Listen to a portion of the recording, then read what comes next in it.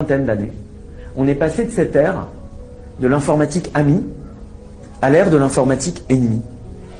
Nous avons tous aujourd'hui dans la poche un ordinateur que certains appellent encore téléphone, qui est puissant comme une centaine de ces Amstrad CPC, qui a quelques milliers, sinon quelques dizaines de fois plus de mémoire que l'Amstrad, qui possède des senseurs géographiques, les GPS, qui possède des senseurs de son, des micros, qui possède des senseurs d'image, caméra des deux côtés, qui possède des senseurs d'accélération, des senseurs de direction, de boussole, des senseurs de magnétisme, des senseurs de lumière, et que nous avons en permanence allumés dans notre poche.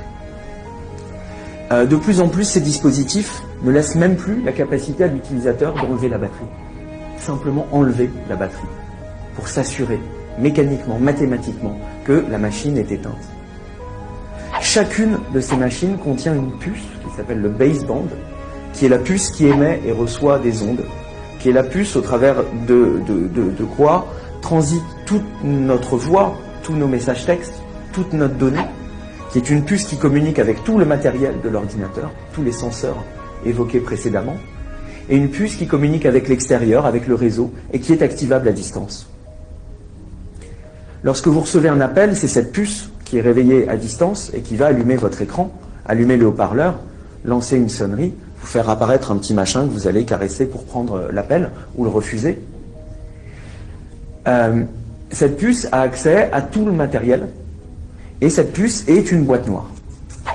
Cette puce est une boîte noire dans ce sens que personne, hormis son fabricant et peut-être quelques institutions gouvernementales, personne ne sait ce qu'elle fait. Personne ne sait comment elle fonctionne. Personne ne sait comment la contrôler. Personne ne sait comment la désactiver. Évidemment, il est impossible, dans de telles conditions, sans avoir accès aux spécifications de ces puces, d'être en mesure de les contrôler avec des logiciels libres.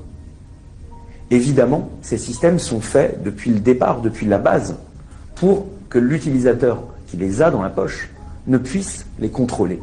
On appelle ça smart en langage marketing. Cette intelligence, c'est une intelligence qui nous est soustraite, qui nous est volée par contrat, qui nous est volée par des couches d'opacité matérielles et logicielles, qui sont utilisées contre nous, contre notre intelligence, pour nous voler chaque jour un petit peu plus de nos données personnelles, de nos vies, de nos faits et gestes, de notre identité.